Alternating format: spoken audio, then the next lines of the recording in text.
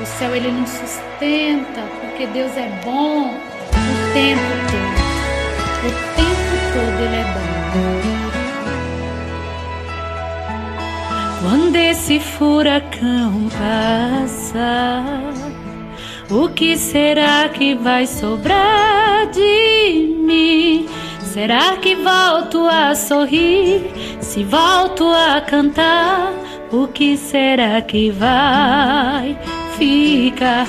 Quando esse furacão passar, como será que vou reconstruir o que a guerra me tomou, o que o vento levou?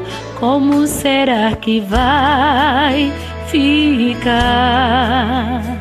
Se tudo se abalou e eu fiquei, tem um porquê, nem eu sei dizer como eu aqui cheguei.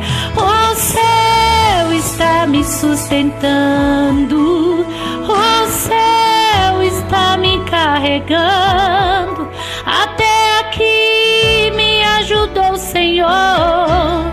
Em suas mãos seguro eu estou. A lâmpada não apagou e o azeite não acabou, até tudo isso passar.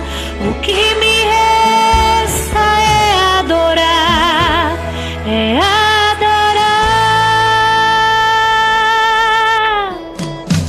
Se tudo se abalou e eu fiquei, tem um porquê, nem eu sei dizer como eu aqui cheguei.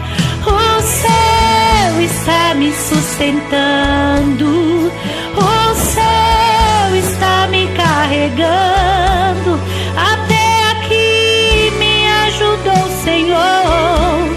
Em suas mãos seguro eu estou. A lâmpada não apagou e o azeite não acabou, até tudo isso passar. O que me resta é adorar, é adorar.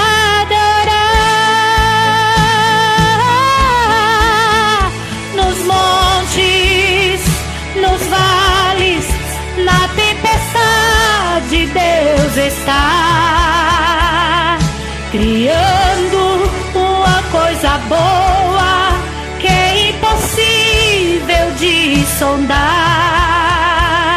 O que Deus vai fazer não sei, o que vai acontecer não sei. Sei entender os porquês e os praquês. Estou vivendo um dia de cada vez.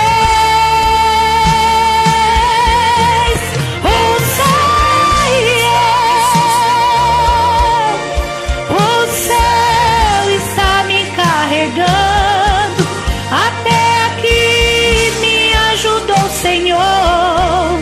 Em suas mãos seguro eu estou. A lâmpada não apagou e o